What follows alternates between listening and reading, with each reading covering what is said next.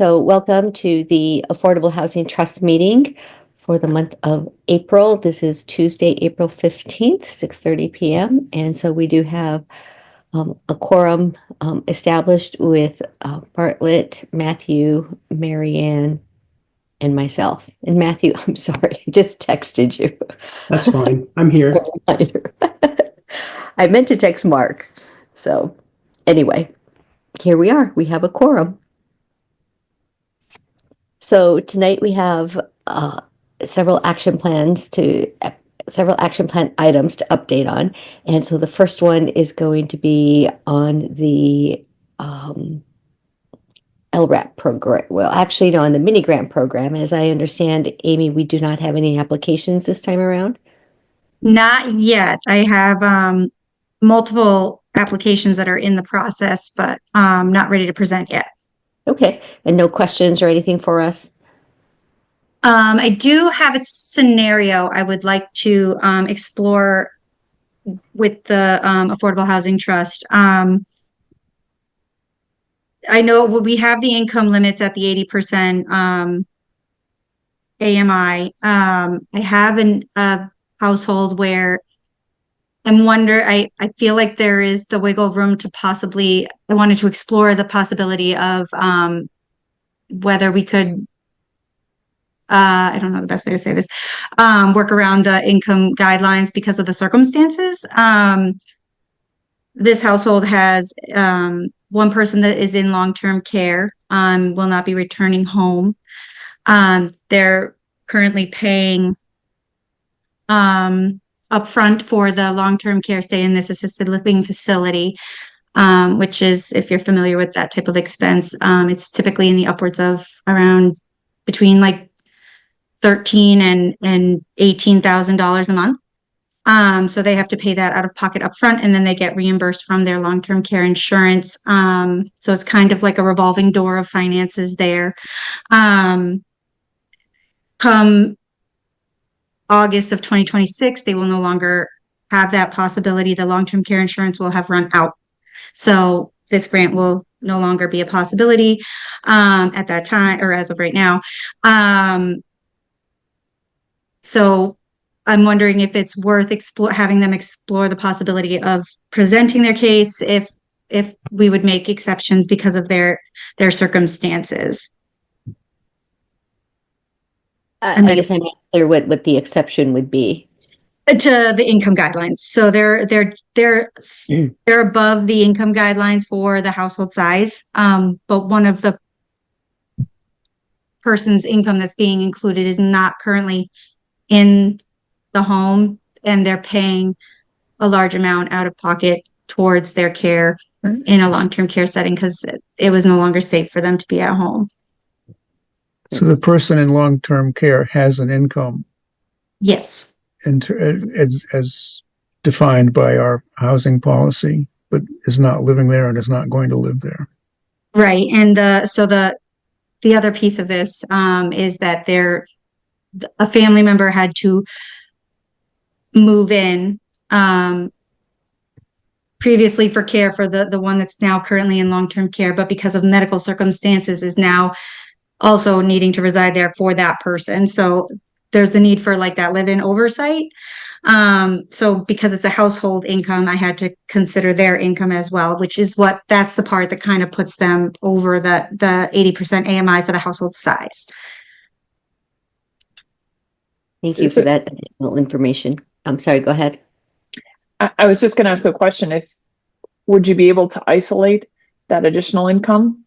And if you took the other residents' income without those additional members, would it come in at 80%? Yes. If we didn't count the fact that the live-in person whose income I'm considering because we're looking at the household size, if we took that out, they would qualify.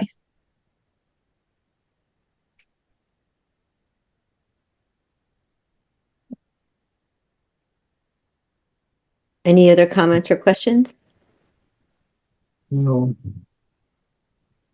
I don't mind. I mean, I don't know that we need to be a slave to the formula to compute income. If if it's the case that they're getting reimbursed and that's just a cash flow problem, that's different than if there's someone who's being counted who truly isn't bringing any income into the house. So which one is it?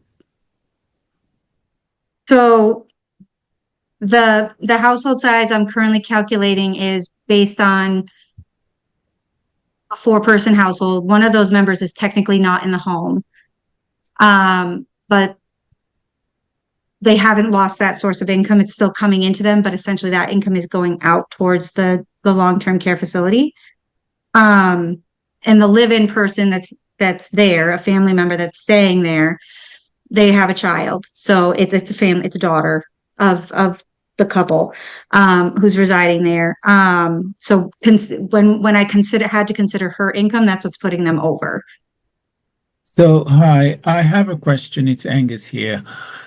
Now, the live-in person should really be considered as their own household, and they should be separated from this entire family, and they can live there as their own household, and their income and everything separated from the rest of the household.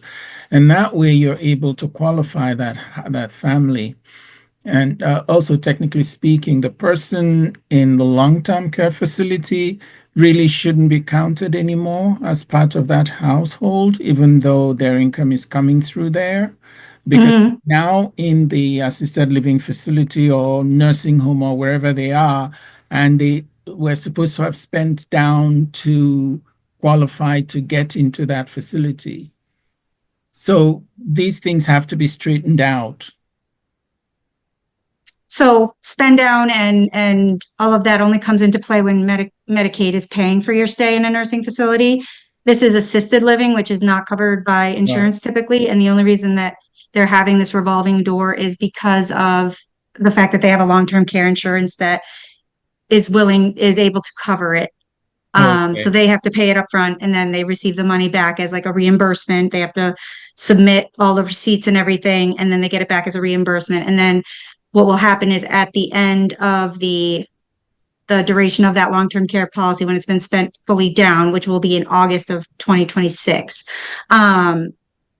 they will no longer be able to do that, and they will be paying all of this money out of pocket. So hopefully that kind of clarifies that part. Yeah, that helps. But first of all, you have to isolate this living family member with an income of their own. They have to be isolated as a separate family. Even though they share the same address, you have to separate them. And once you've done that, you possibly might be able to qualify the rest of the family.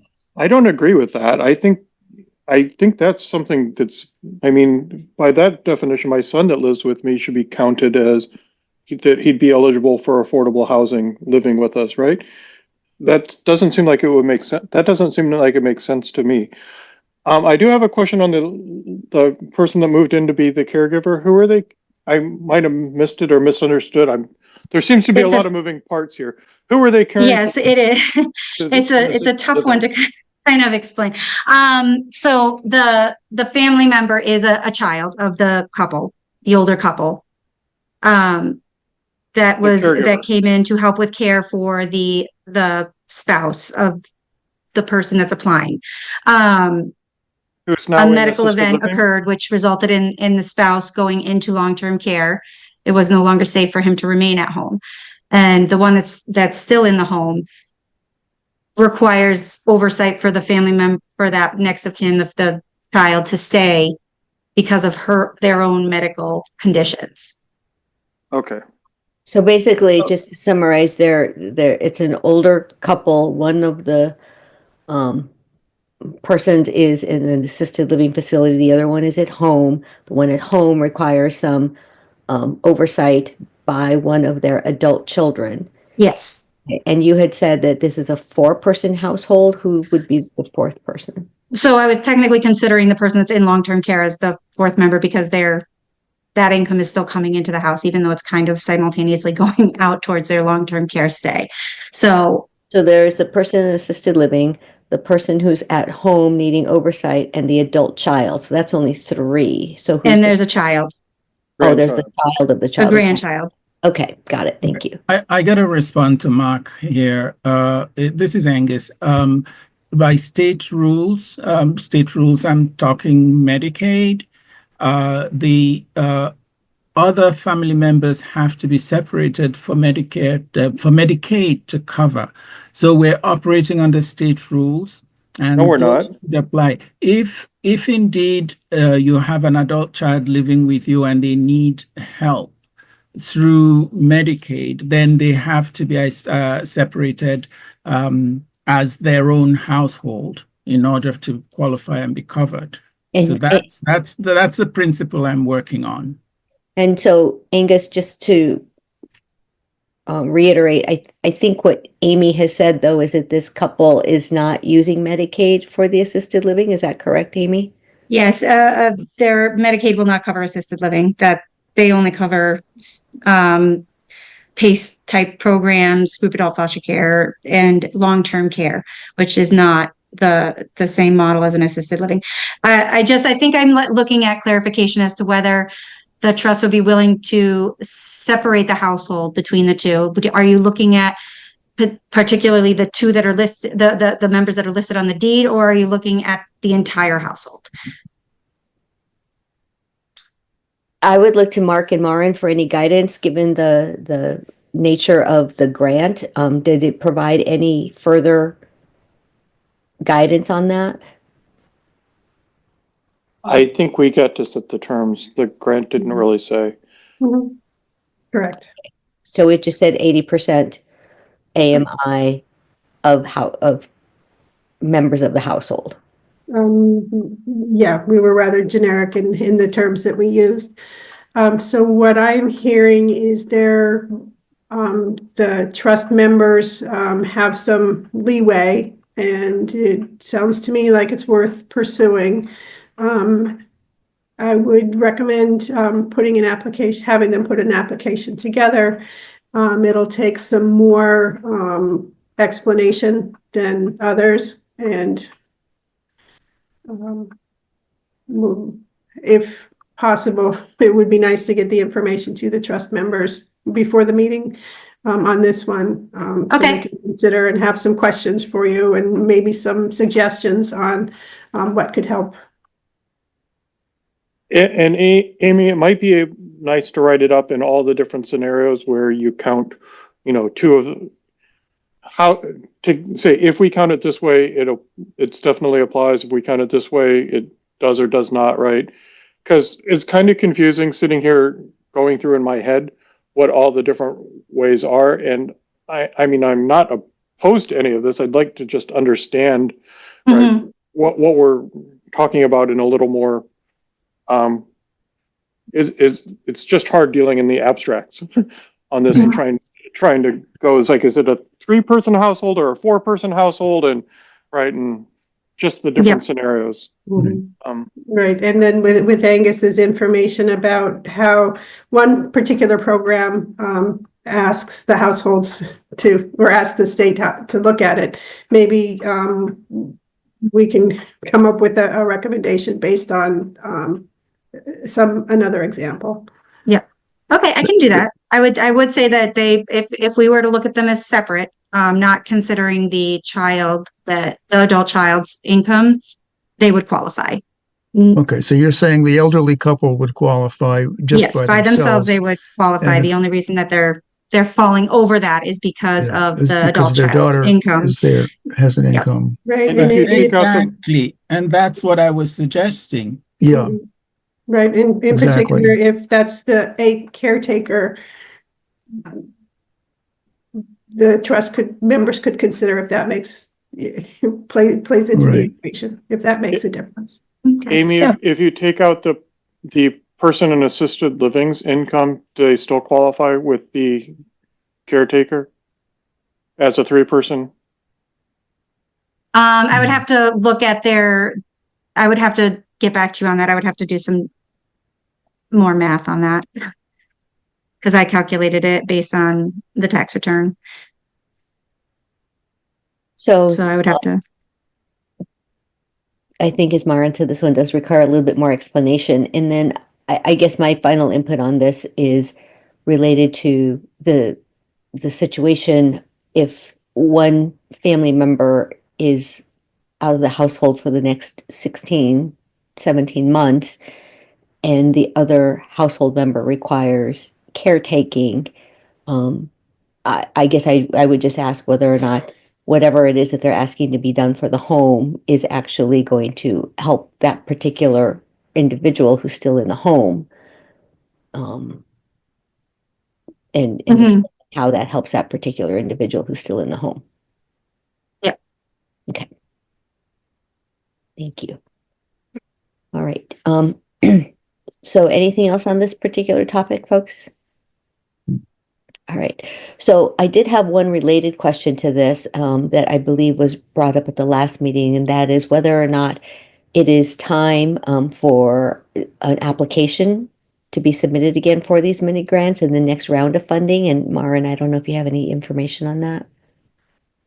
So any housing choice grant would have to, the town should do one housing choice grant. And I haven't heard if we're to have others that are all ready to go. So where this one is a 18-month program, I think the town would have to consider if it's right, if it's right to reapply right now. Okay. All right. Well, what should we do then as a next step to determine if and when the application comes up? Will you let us know when that application is out again? You know, the applications for Community One Stop are due June 4th. The applications open beginning of May, but I would suggest that the select board and town administrator's office get to prioritize what applications the town submits. Okay. All right. So Mark and Matthew, if you two would. I'll continue having the conversations with the town administrator's office, and based on the good news is that Littleton's MBTA communities, we got the letter of compliance with MBTA communities, so that opens one more grant opportunity for us in the Community One Stop, one more grant type. So if we have, for example, if we have 4 applications, we might be able to tailor each one to the 4 different big grant programs. So there's still there's the potential. I don't know how to put it any differently than that at the moment.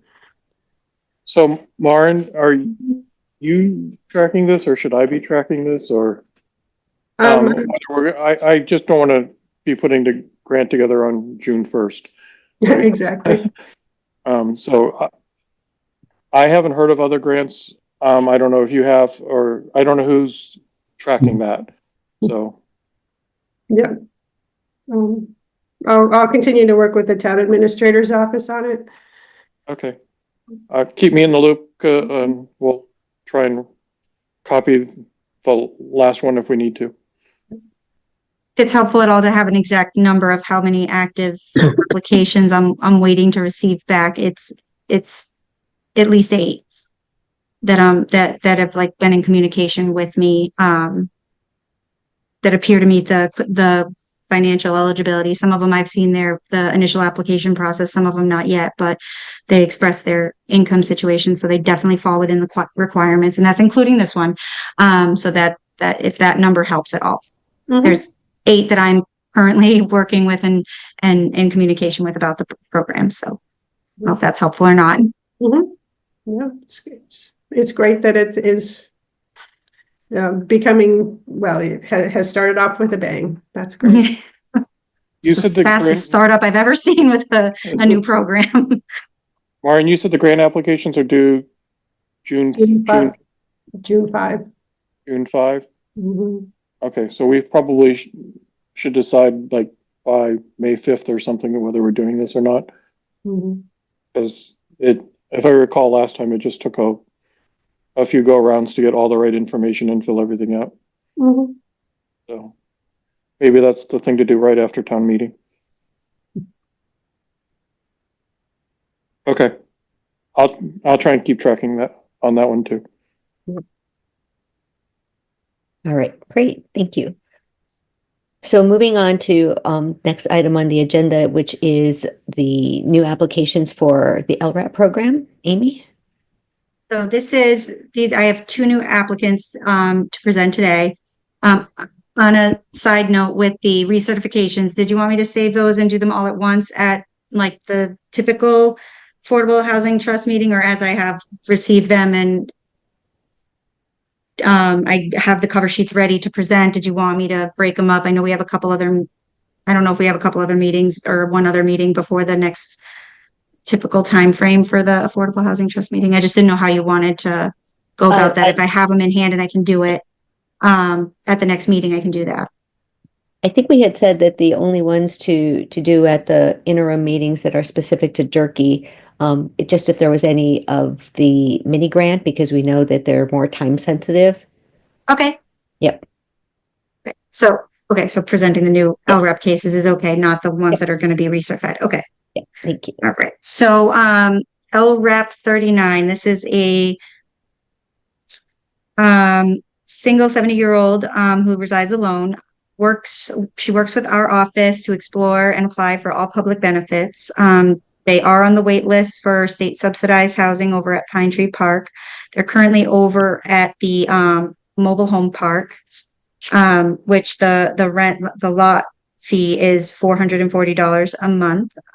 Their annual household income is $23,244 per month. That breaks down to $1,937 a month.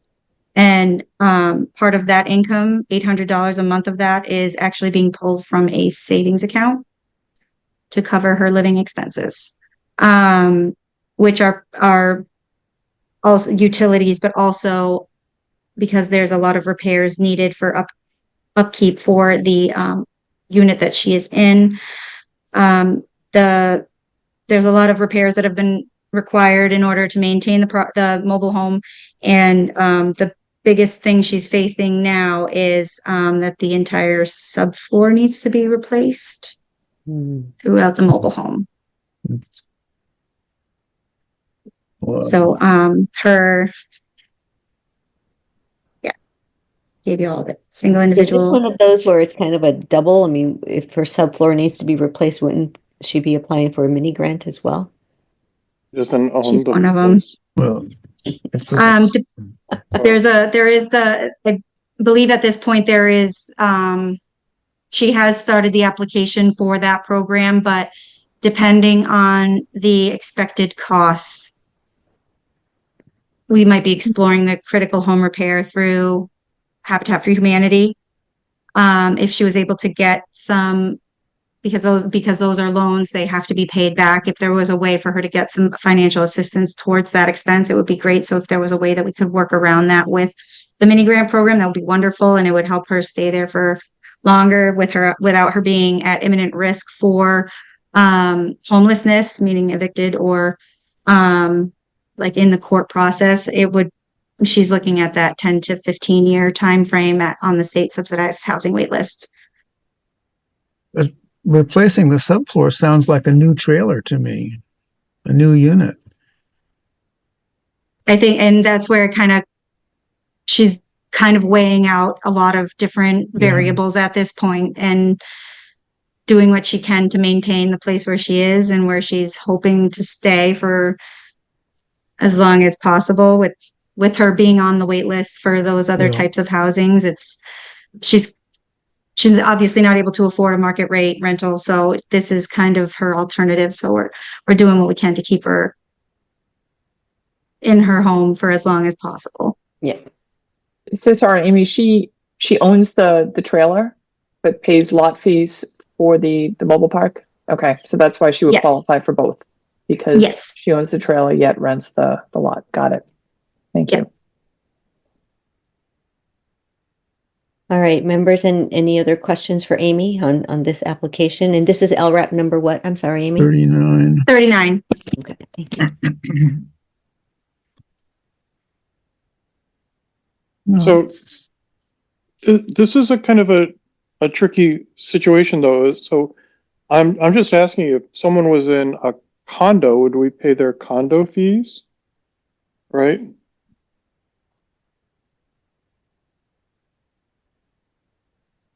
Because that's what you're basically, The condo fees, would be part of the overall housing cost, running. With a that- condo, you own it, you're not renting it. I think that's the Exactly. difference. but she owns it. She owns the She- the mobile home, and she's She owns the paying. mobile home, but not the But lot, you so she has to rent Right. the lot. So she's Yeah. basically paying an HOA fee. It's very similar to a condo, right? Where she owns the condo and is paying a fee. Except it's almost upside down because of the amount of the rent is much more significant than the condo fee and the Littleton condos anyway. Well, not if you look at Hager. But yeah, I'm not opposed to this. It just seems like that I'm just trying to figure out like the double dipping in the things that this is just a weird one, right?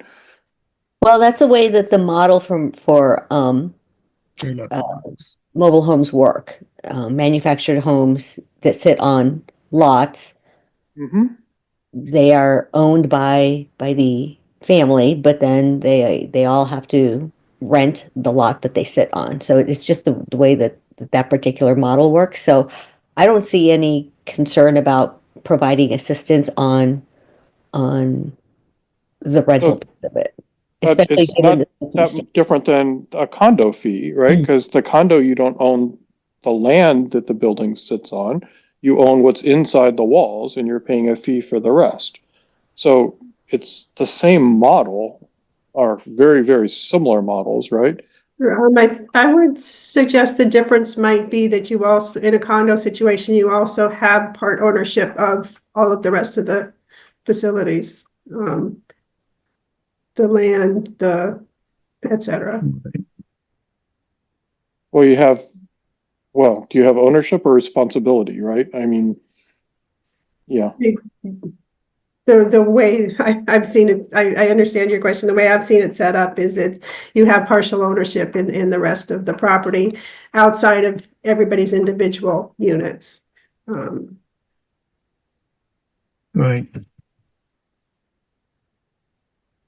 You get to use the condo swimming pool And driveways and, and driveways and all that stuff. yeah. Well, she gets to Yeah. use the driveways there too. So, I mean, it's all the same, right? But she doesn't own part of that.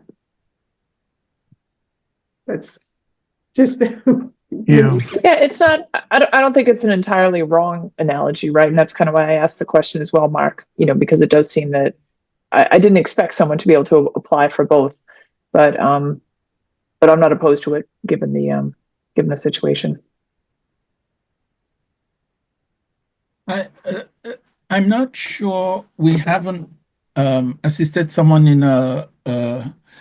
in such a situation before. Marion, am I wrong? Or did we have no, I think we might have had a member who was in a trailer park and not necessarily that we assisted them. Is that correct? Or am I wrong? There are LREP participants that are at the mobile home park. Exactly. Yes, we have. So I'm not entirely sure why we should have a problem. Is the conflict because of the small grant program part? It just seems like I'm not sure. Yeah, that's part of the issue for me is just the double dipping part. But I have another general question, and so when we assist people, do we actually so if we gave her the LRAP, the full money, that's basically paying all of her expenses, her entire rent amount, right? Do we expect people, the typical rule is whatever 30% or something that you're supposed to be able to apply. Do we cover the entire thing, or are we still expecting some contribution on her end? I thought the rent was 1,300 a month. Is that She said correct, Amy? 440. I thought. So Yeah, the lot fees are $440 a month. And Yeah. That's not including utilities. and so what's 1,300 then? I don't know what number Right. I don't know where that's coming from. Okay, that's what I wrote down. Sorry. 1937. I think that was her income. Oh, That was Oh, yes. Is her income. Yeah, so she gets 1,937 a month, but 800 of that is pulling from her savings. So she's more around like the 1,037, Yeah, I mean, 137 a month.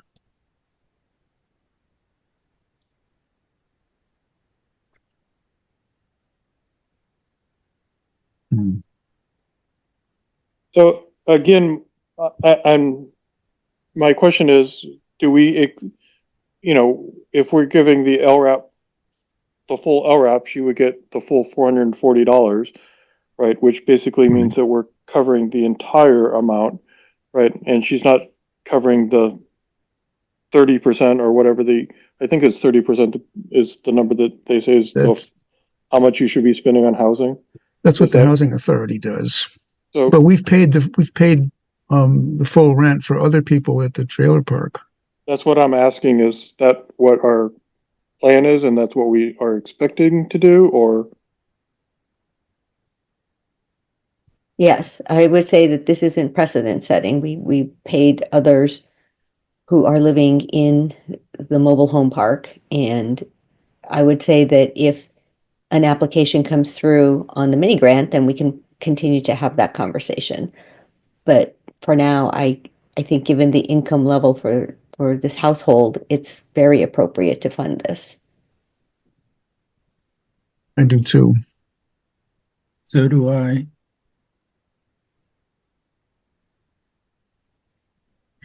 Amy, just for clarification on the other people in that location, we don't pay them the full 500. We pay the whatever their rent is, correct? Right. We do not exceed the rental amount. This was the reason that we had the wording in the agreement to be up to 500 was specifically Because of put that. in there because we didn't want people thinking they would get a surplus. Okay, thank you.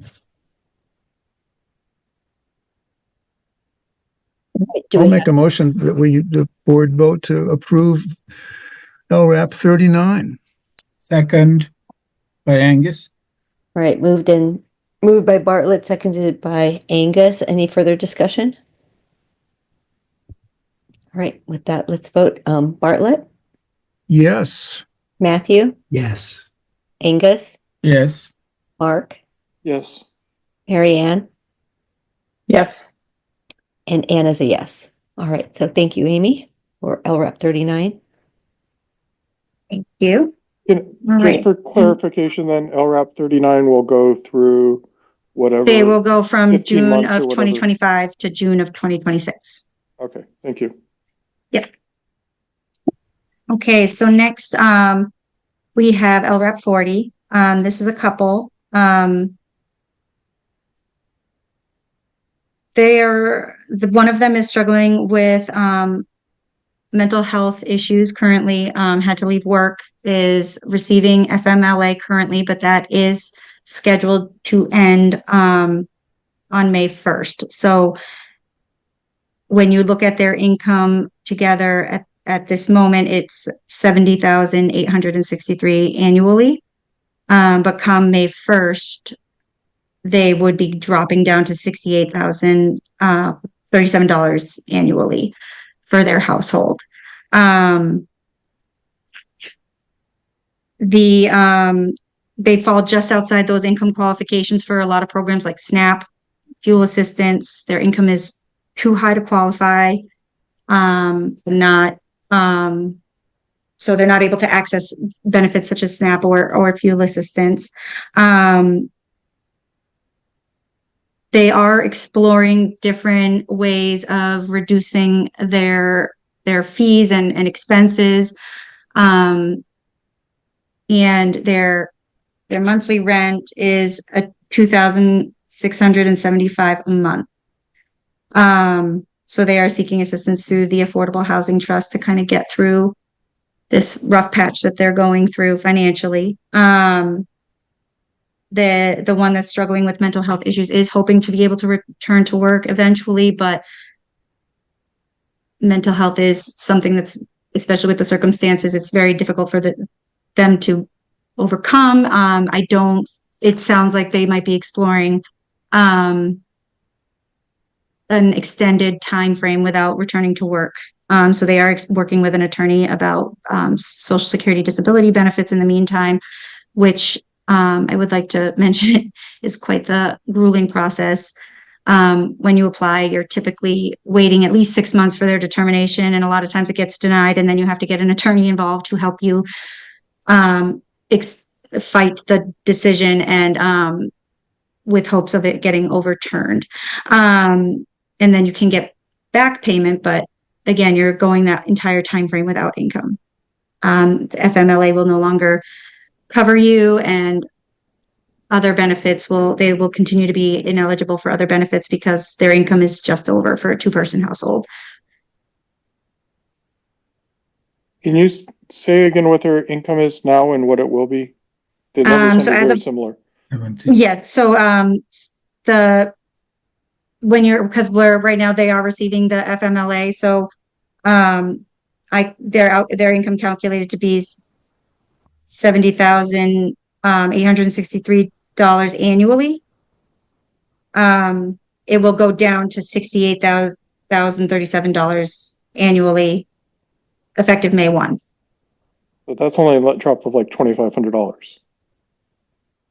That's how much she's receiving through FMLA, which is not what she was receiving when she was employed. So the expenses that there is that arrears that are owed in rent, we're exploring RAFT. We're looking at ways that they can reduce their expenses in order for them to be able to make it over these next few months.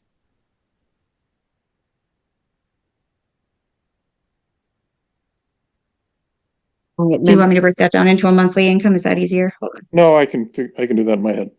Okay, I can't. It's social work, so not accounting. It went from like just under 6,000 to about 5,800, I think. So, Angus has a question. It sounds like their request is just for a temporary period to assist them through the rough patch. I believe that's something we can do just to get them through. And then whatever happens after that, we can always circle back and see if it's something that we need to get involved with. Now, that's my position on this. So Amy, you said they're going to be likely applying for disability, and that's a 6-month-ish process? At minimum. So, and if the disability comes through, they no longer need the LRAP assistance? So if depending on what their disability amount will be, it's still going to have them. I mean, from my experience, what I've seen people receive on disability, it's less than what they're currently receiving from FMLA. But you said The FMLA is coming going away. in. The FMLA is coming in weekly, and the disability will come in monthly at about, usually I see it range from like 15. The highest I think I've seen is 18 per month. Yeah, So- I've also seen 1,100, 1,300. So I think there's a big range there. Yeah, it depends on a lot of different factors. The algorithm is calculated through Social Security based on previous employment and paying in and quarters and whatnot. Yeah, I'm just going through the math. You said when the FMLA dries up, so you said 6,800, or 68,000. Right. So that's after they're no longer getting FLMA. That would be the single person's income, yes. Okay, so that's not getting the disability. Yeah, because I don't have any idea what that would be. So at this Right, moment, so- I can only calculate with what I know. All right. So it's 68,000 plus disability, which even at 1,100 or 1,200 is $14,000 a year, right? So that would put them over the threshold. way over the threshold then at 82. Yes. Okay. So, But again, you're looking at 6-month minimum. They haven't yet applied. They're working on an application. 6 months until it's reviewed and the decision is given, denial, and then another however amount of time before it's re-reviewed with an attorney in hopes that it does get approved. I've seen them take 2 years. I don't know your experience, Amy. You've seen a lot more than I have, but it can be a long process. Yeah, it is a very long process, and it depends on the involvement of the attorney and so many different things. Every situation is going to be different. Sometimes it's because of paperwork not being submitted, so it delays things. I mean, there's so many different variables that go into their decision, and maybe it could be even just getting the proper documentation from the hospitals or doctors that are involved to confirm the disability, whether it's going to be long-term or it falls under their statutes of what is eligible for a disability benefit. so my question is more along the lines of, let's just assume, there's unicorns and in 6 months, they get the disability, it comes through, right? And then now they're no longer eligible for the LRAP. Are we still funding the LRAP for them until it expires in a year, or do we somehow word the LRAP so that we're funding it until the disability comes through or up to a date? I was going to suggest that maybe we do it for a year and then reevaluate. I was thinking the same thing, but I was thinking 6 months, right? And then we can go month to month or quarter to quarter after that, right? But you can tell me, I would say go for a year, and if the disability comes in that time, Amy will tell us, and she can well, how's Amy gonna recalculate. know? But Amy's not gonna know when the disability comes through unless they're actually working with Amy for the disability, right? I would have to be in touch with them and make sure that they're reporting the changes to me, which I can do. That's not a problem. Yeah. But that's up to you guys. Well, they're way rent burdened. I think we should support this. I would say that when you're living at the they're already in 10,000 arrears that we're going to be looking for help from RAFT for, which RAFT only helps. I think the cutoff is 7,000, right, Marion? Yes, that's right. 7,000, and so they will have to come up with a payment plan to repay that amount that they still owe in arrears. That having a rent this high with other living expenses, and it adds up very quickly. So Yeah. I think that's a viable point to weigh into the decision-making process. I'm not I opposed. agree. Oh, go ahead, Mary. Sorry, I was just going to say I agree with supporting this, and whether it's a checkpoint at 6 months or 12 months, I think either of those are reasonable. I did want to disclose also that I met with this couple, and Amy and I have talked about this case through my work with St. Vincent de Paul, and I'm fully supportive of this, but I just wanted to disclose that as well. I'm supportive of it. I just think we need to have the checkpoints. So, Agreed. and they can be, 6 months and quarterly thereafter or whatever, but we should just have the checkpoints and report back that, they're in the process or something, right? Mm-hmm. But I don't want to make it too much of a burden on you either, Amy, so. Oh, that's not a problem. I can make sure that I have it set in my calendar. So were you thinking at the 6-month point to check in, or, I mean, I'm probably going to be working with them ongoing for quite some time, but is that what you were thinking initially, is the 6-month time Yeah. frame? Yeah, you said it takes 6 months to get started and do 6 months and then quarterly, 6 months, 9 months type thing. Mm-hmm. And then we're at a year, so we'd be Okay. back and doing the review anyway, so. Any other comments on Mark's proposition? Nope. Okay, so Matthew, or excuse me, Mark, do you have a motion for that? Sure, this is LRAP 40. Yeah. So I'll make a motion that we support LRAP 40 with contingent on Amy doing reports back at 6 months and 9 months I'll second. for the year. Okay, so Mark moved and Matthew second. Any further discussion? I just want to make sure, sorry. The family came home. Did you want me to have the agreement set up for the 6-month time frame to check in and then revisit extending, or keep it for the 12 months and just make sure to update the trust on this at the 6-month point? You're going to update us at the 6 month window and again at the 9 month if they still need it. Okay. After the 6. So don't do the agreement for the full, You can do the agreement for the year, right? but provide the update.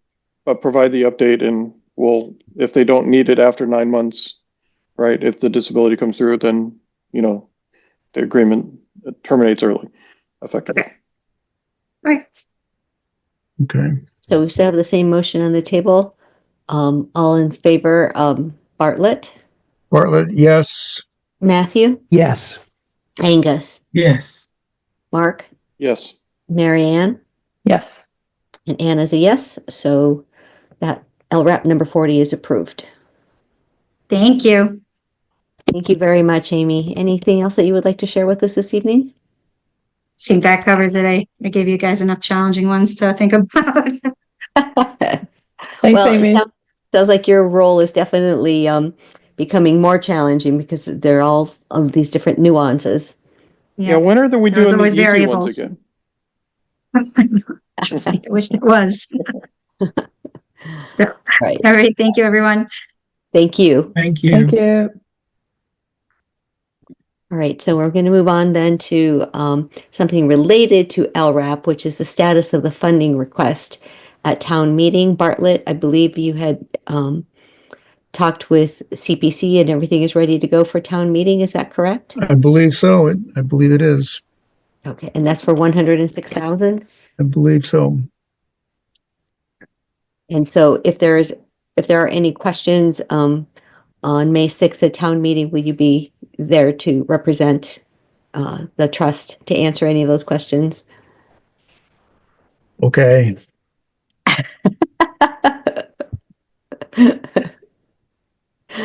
Yep. Okay. All right, thank you. If not, I'll volunteer Matthew. All right. So moving on to our next item, and that is the strategy to partner with external housing organizations, which is MHP, for strategy 2.1 Durkee Farmhouse. Just to let everyone know, we have not received anything from MHP yet, but we do anticipate receiving something for the April 30th meeting. In the meantime, though, I understand that Bartlett and Mark and Maren did have a discussion with town council. So Bartlett, would you provide us with an update on that? Well, yeah, the question basically to town council was, what do we do about dividing the property and we seem to want to do, and the restriction from the CPC money that it all has to be affordable. And the suggestion from town council was that we can rescind the vote that we made to purchase the property for $50 with community preservation funds, and then we can rebuy it with non-CPC funds, which would get rid of the restriction from community preservation that every unit has to be affordable. So selling it or rescinding the purchase and redoing the purchase would get us out of that restriction. That came through in an email today. And so that would then satisfy both those questions, right? Regarding, Yes, it would give us the power to have non-affordable units on that site, or to dispose of part of the property and have somebody else worry about it, and we continue to do affordable on the rest of it. Mhm. So Okay. it frees us up a lot.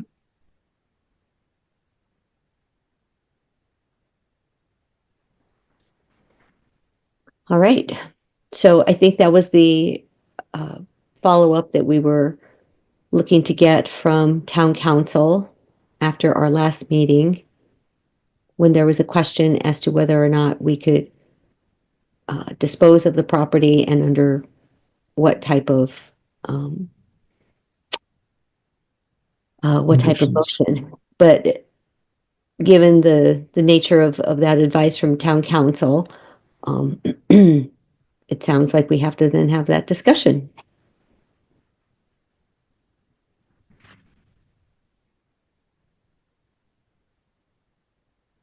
Well, I think given the problem with that house, that rescinding the CPC vote would give us a lot of flexibility. I'm not sure that I know what to do with that flexibility at this point, but I think having it would be better than not having it. I was thinking the same thing, Bartlett, but I think you worded it much better than I was.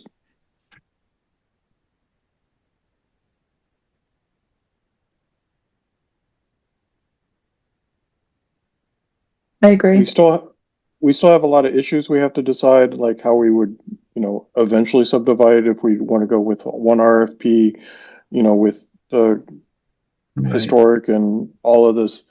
But Yeah, it allows us to actually continue, discuss that rather than not being able to discuss it. right.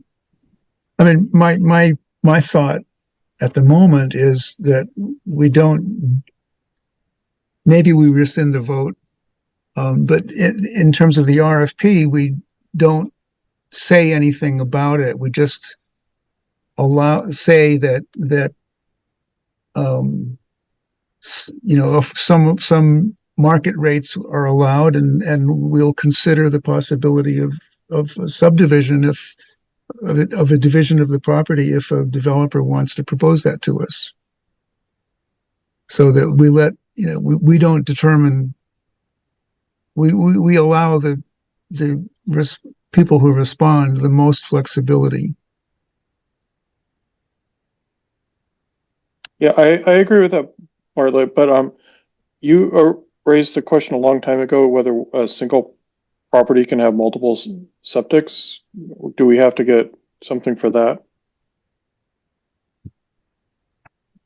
Who would we have to go to get? We'd have to go to the Board of Health and the permit, and maybe the ZBA. I don't know, but I mean I think that's a variance. I think that the Title V rules can be bent. I mean, Shaker Lane crossed a street, which is completely illegal with their septic system. So if we're going to be doing, if we think we can do things like that, then I'm fine with doing them. We should just do them outside of the RFP process, so that when we issue the RFP, we can say that we have variances, right? We can clear those hurdles. I Or would whoever is suggest going to be the not developer. trying to do the permitting before you have a project design. All right. I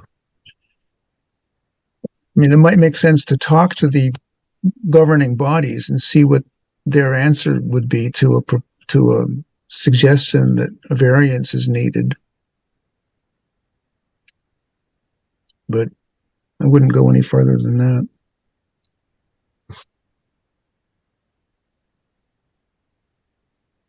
Okay. Any other comments about this topic about rescinding the prior vote? So, this is Angus. I do have a fundamental question. This trust was created out of the fact that the funding and policies and procedures are going to be flowing through the CPC, CPA. And so if we rescinded, what other monies are we going to use to pay the $50 or however much it is that's not accountable to the CPA? There are funds, I think it's, I don't know, maybe 400 or something like that dollars that had been contributed by churches in town towards for the benefit of the housing trust. And we could use that money that was contributed directly to us from churches. And does that free us from being tied to the CPA, as it Yes. were? For that money, there's no ties to CPA, yes. Okay. So Uh, then I think that raises an additional question that isn't clear. And that is, if we acquire the money or acquire the house with non-CPC dollars, we then cannot use CPC dollars for this property. For the renovation of that house. Right.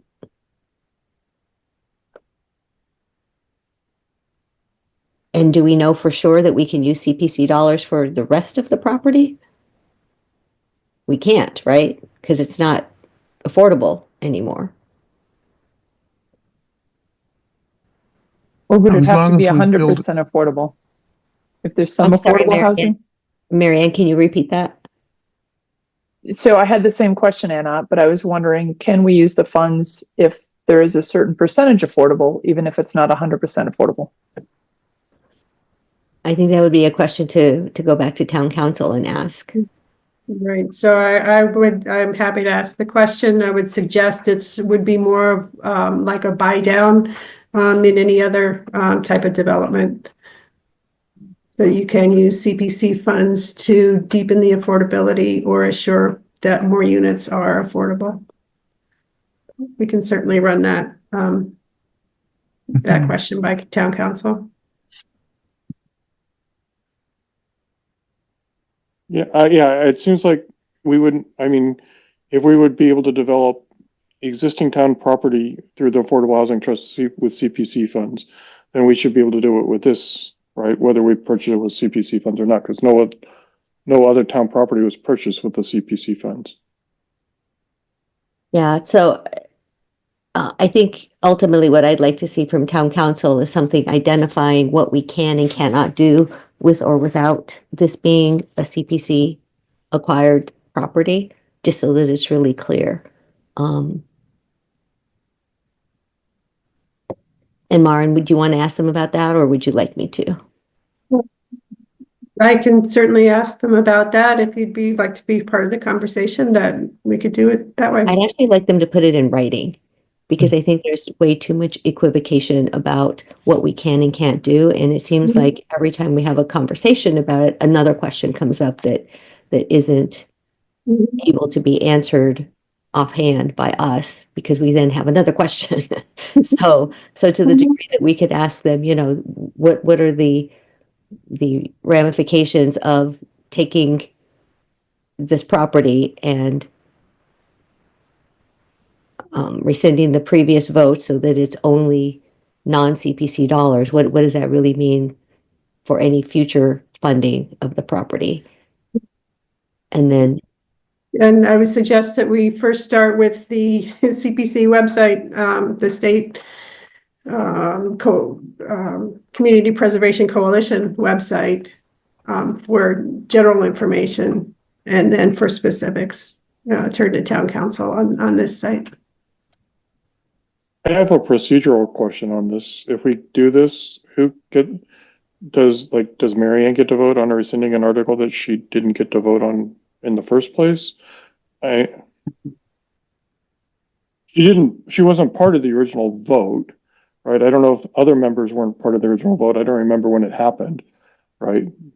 I don't even know if I was on that vote, so I don't know who gets to vote to rescind it. We can certainly go back to the minutes and see if we have a quorum of members who were then and are now on. It's a simple majority. So, Why wouldn't members who've come on since then not be allowed to vote? To rescind a vote that happened in the past that they didn't vote for. yeah, I Right, understand the question, but we'll find some guidance on it. Yeah. Okay, so we're not going to make this decision this evening because we still have too many questions. So let's just identify what those questions are so that Maren can try to get some answers very specifically. So we have the question about if this were to be rescinded, what other monies could we use for an affordable housing project coming from us? Is that correct? Coming from the Affordable Housing Trust? Is that what your question was, Angus? Yes. Okay. And then you questioned whether we could use CPC funds to help develop it if we didn't spend CPC funds on the original. correct, because that's the way that town council represented it back in December of 2023 when we were acquiring the house was, do you want to acquire it with CPC dollars? Because that's the only way you're going to be able to get CPC dollars for this affordable project. If you don't use CPC dollars, then, then you can't. So it was very cut and dry, if you will, as to what the advantage was to being able to purchase it with CPC dollars.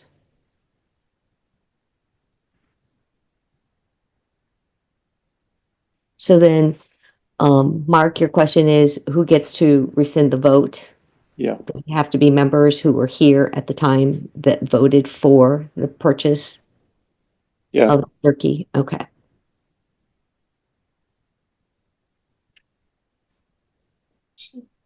All So right. I have another question, and that is, should we be telling MHP that we're talking about doing this and see if it changes anything they're doing, right? So that we don't, if we expect this to actually go forward, which I think it's reasonable that it does, should we give them notice rather than waiting 2 weeks and telling them then that, we effectively could be changing the playing field out from under them?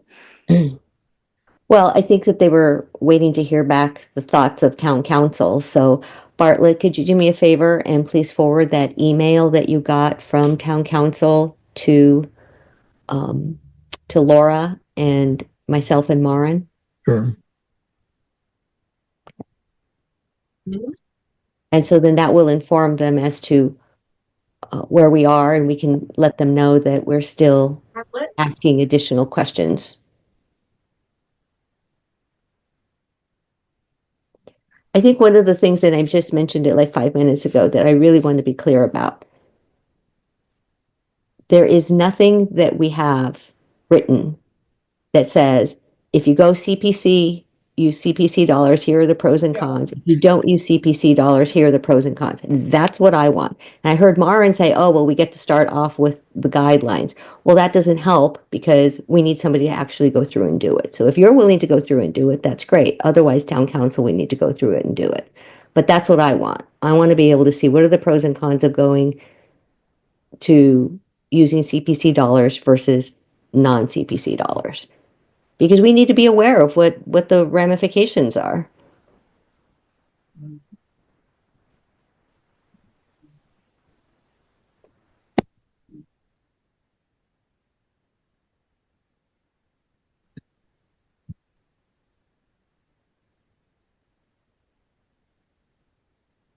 Any other comments or questions that we need to be asking town council?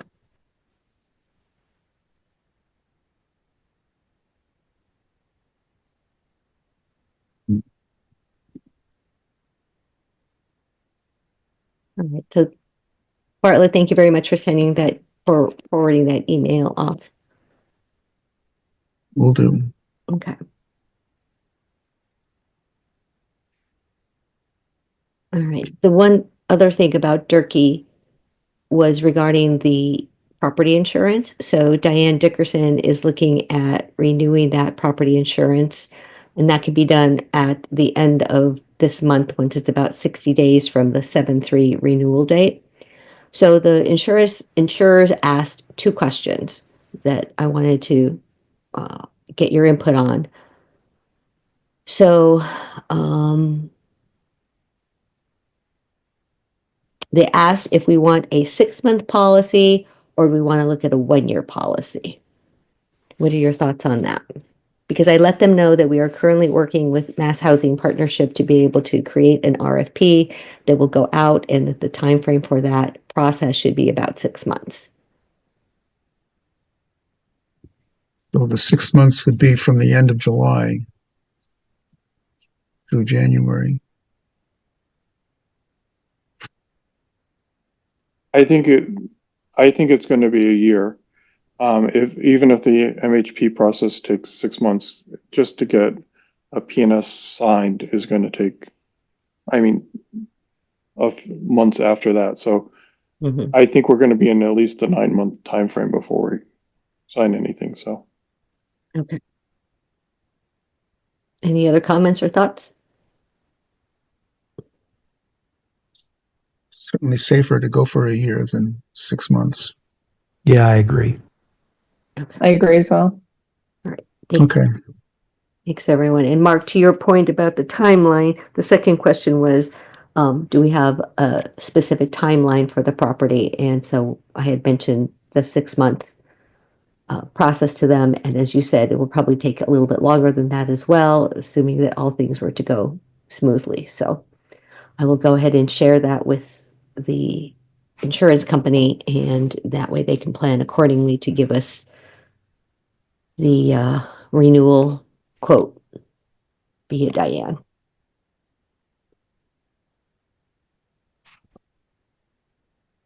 Any other questions on Durkee? No. I hope not. Well, moving on to the next one.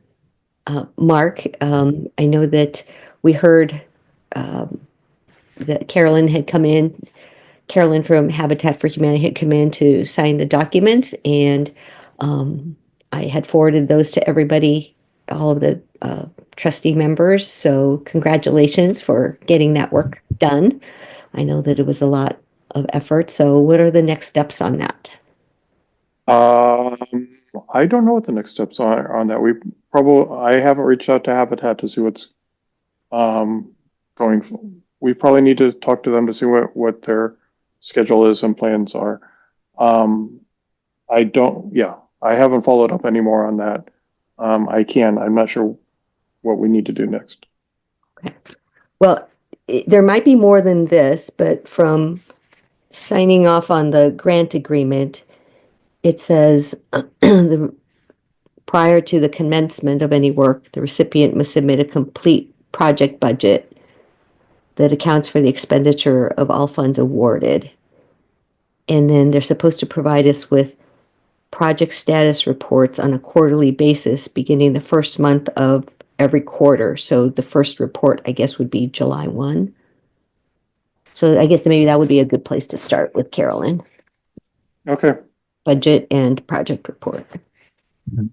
The other thing we need to do is start a big fundraising effort in Littleton to get people to sign up to participate and to fund it. I don't know how that happens.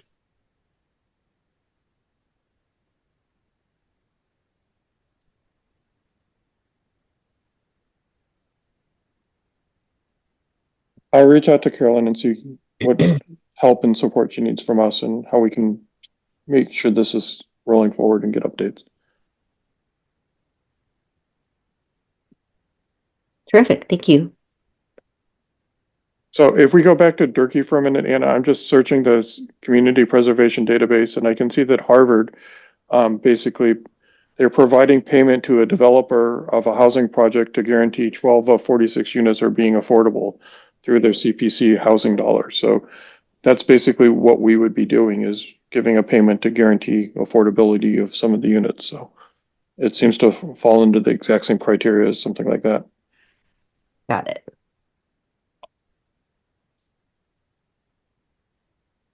Okay, thank you.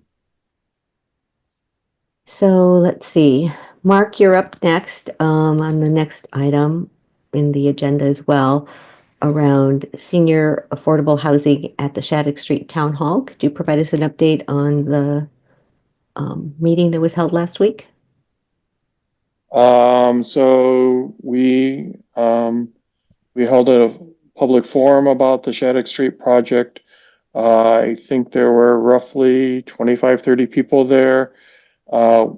We talked about moving town hall and turning the existing building into deeply affordable housing. There were a lot of questions about it. And the select board is still determining the best course forward at the Maytown meeting. There's two articles, 12 and 13. One to declare, 13 is basically declaring the property surplus, and 12 is a special legislation. And we're working through the best course to try and make progress.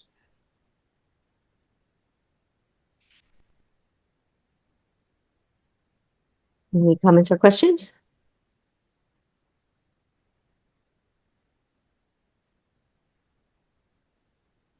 It sounded like it's going to be a long-term process. Yeah, so the special legislation takes at least 6 to 8 months to work through the process. And it doesn't sound like, if we even have voted in May, that process, it sounds like if we voted in May, we might have it done by this time next year. So, and then the process of doing grants for the, I forget what the name of the grant is, for the tax credits. That's an 18 to 24 month process. So there's a lot of hurry up and wait type activities that we're going to be going through. There's also the schedule if Town Hall wants to move to someplace on the 550 King Street site. That's going to be a 4 or 5 year process anyway. Yeah, quite possibly, yeah. I think the only thing I would add to that schedule information is that before a developer can apply to the state for the low-income housing tax credits, they have to have design in hand and permits in hand. So then that adds to the timeline then. Yeah, correct. But I have expressed several times that it would be great to see it move forward. The town is considering one grant application, possibly under it's Community One Stop Grant, but through the Mass Works Underutilized Properties Program. And I believe right now, the way I'm thinking about it is the request would be for a feasibility study, an architectural design, and for detailed site plan and engineering for the 37 Shattuck Street property. Trying to consider if that would be a good way to get funding in order for the town to be able to see some of that work move forward, partner with Mass Development on funding for that.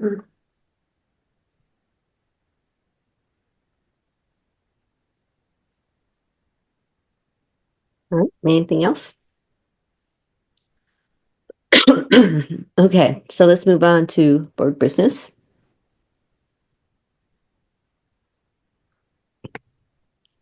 Let's see, trustee and town planner updates. Bartlett, do you have any other items that you would like to share with everyone? No, I think I've said everything about Durkee that I know. Thank you. Angus, how about you? No report. Mary Ann?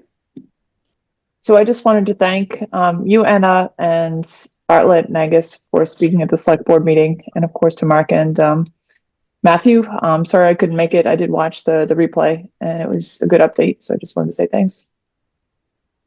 You're welcome. Mhm. Yes. Angus and Matthew did a wonderful job in updating. Let's see, Mark, anything else? Nope. Matthew? No, nothing from me. And Susan is not with us this evening. Let's see, I have just a couple of items. Every year, the Affordable Housing Trust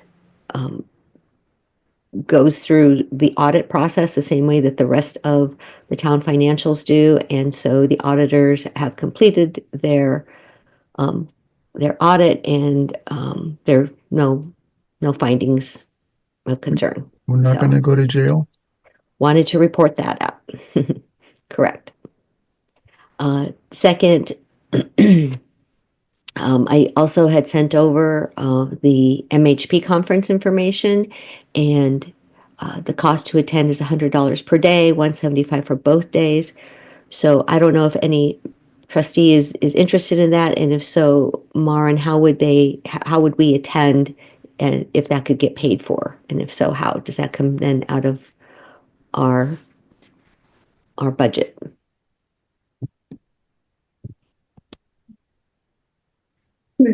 It would be just a vote of the trust to pay for those funds. And yes, it would be out of trust funds. Planning department doesn't have additional training budget to cover that. All right, so does anybody seem interested in attending that MHP conference? It's going to be held at the DCU Center in Worcester. When was it again? I think it's like June 4th and 5th.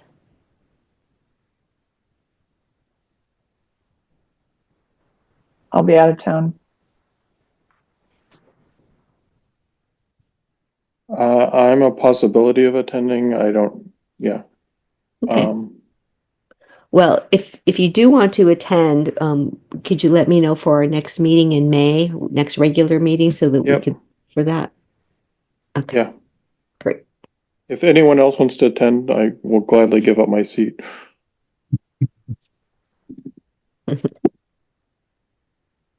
All right, I'll think about it. Wait, question. Yes. Is the trust only going to pay for one participant? Or is it as many trust members that can go? Well, I don't know that we've necessarily had an opportunity like this before where we've asked if folks would like to attend and have it be paid for, because that is a larger amount to pay as a volunteer. So I'd be open to saying anybody who wants to attend should be able to attend. I think it's part of building capacity, which is one of our strategies, or one of our goals, I should say. So if we want to be able to build the capacity of this board, it means attending conferences like this. So I would be open to that.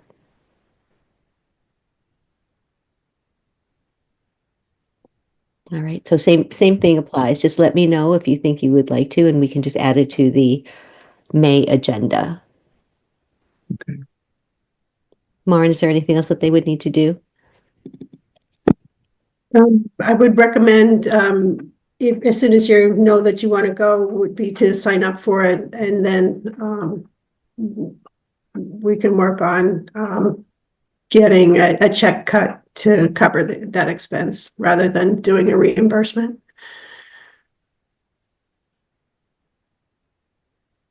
Yep. So make sure you take a look at the email that was forwarded with all that information in it.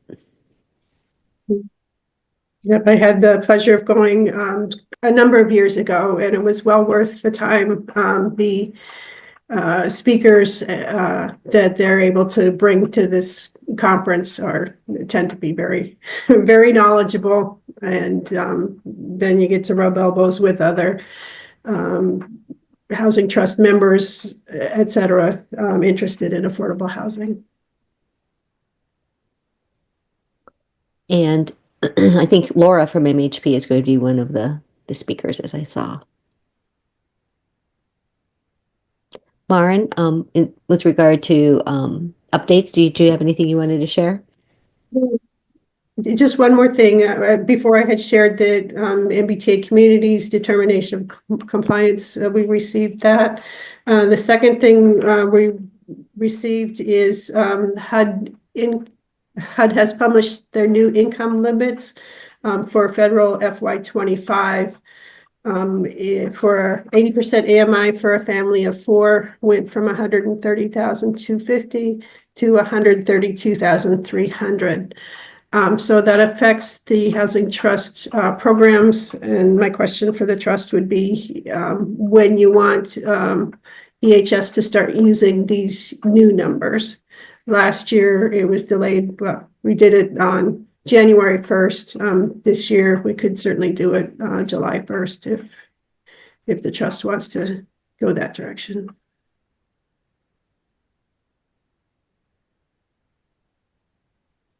Yeah, the timing is always off because we don't get those income limits until like sometime in the first quarter, so we can't make them. Usually, right, exactly. Usually probably Retroactive. beginning of April.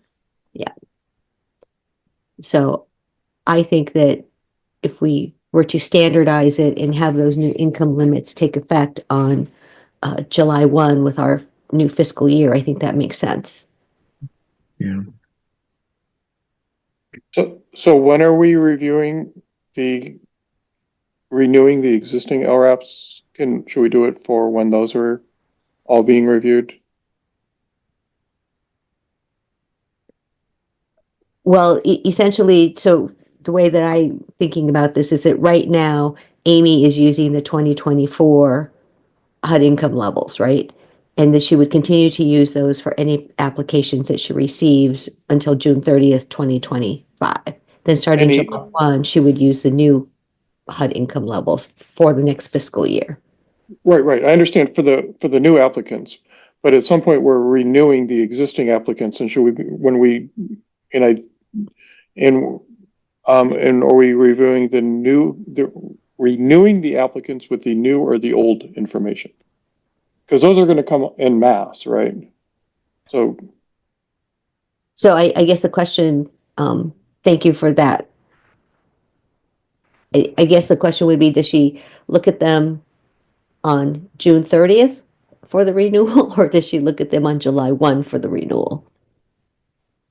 I think we can, we should be able to accommodate getting those numbers updated so that when the payments for July go out, she's already has the new numbers to use for that renewal process. If the trust would like to go that direction.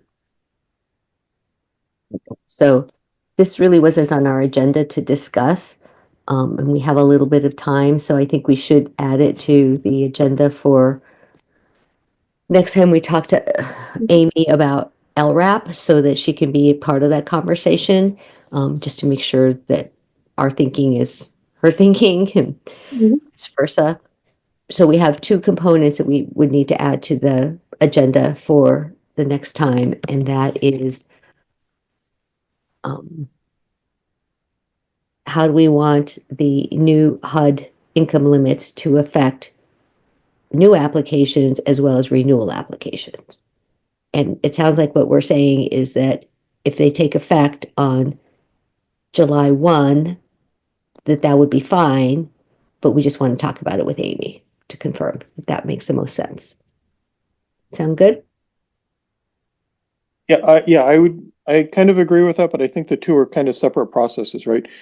I got the impression from Amy that she was thinking of bringing all the renewals to us in May, right? But maybe I misheard that. So that would basically mean we're approving the new income limits before we're reviewing all of the renewals. Right. And then any new ones until July 1st are against the old limits. Well, let's have the conversation in May, because I think for now, she still needs to be using the 2024 income limits. She hasn't said otherwise. We haven't talked with her about this. There hasn't been any other conversation, so if you have another thought about it, Mark, let me know. No, I'm just wondering if it makes it hard to do the renewals in May. That's all. If we're going to try and up the thing at the same time. Well, short of giving her a call right now, I don't know how else we're going to get that question answered because we don't know. The presumption is that she's continuing to use the existing data that she has, which is the 2024 HUD income limits. Okay.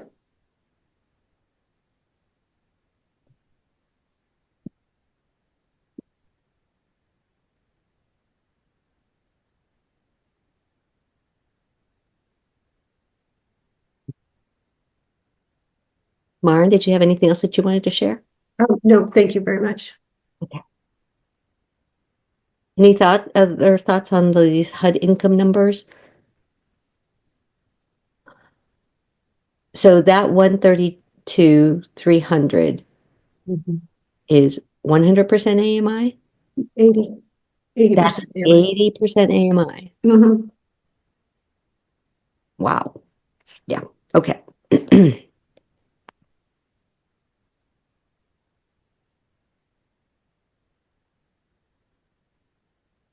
There have to be some. All right. Anything else before we move on to our minutes? Did everyone have an opportunity to take a look at the March 4th and March 19th minutes? And if so, are there any comments or questions?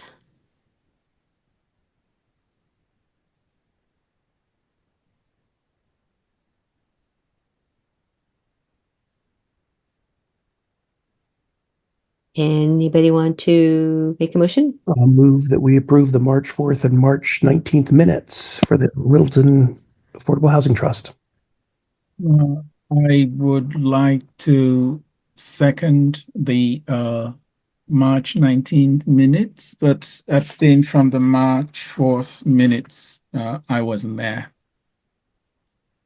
Okay, so we need someone else to second the March 4th minutes. I'll second it. All right, Bartlett. So we have motions to approve the minutes for March 4th and March 19th. Bartlett, Yes, approved. Matthew, Yes. Angus. Approved March 19th. All right, Mark, Yes.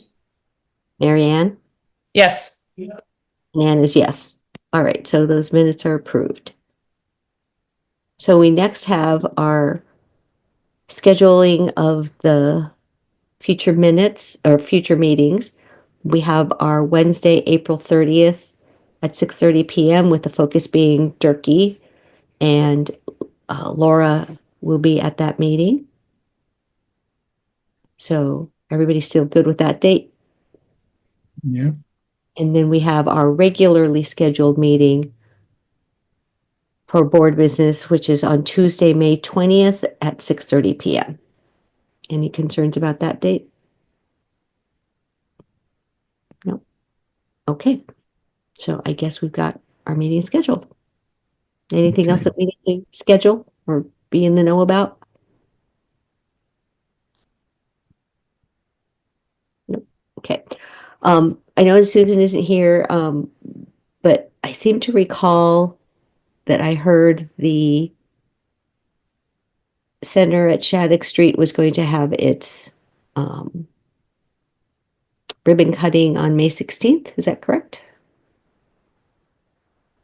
I think so. I don't think it's been confirmed yet. I think that's the date that we've heard is probably going to happen. Okay. Anyway, I just wanted to raise that as a final item for folks who are interested in perhaps wanting to attend that particular event. Be on the lookout for any future information.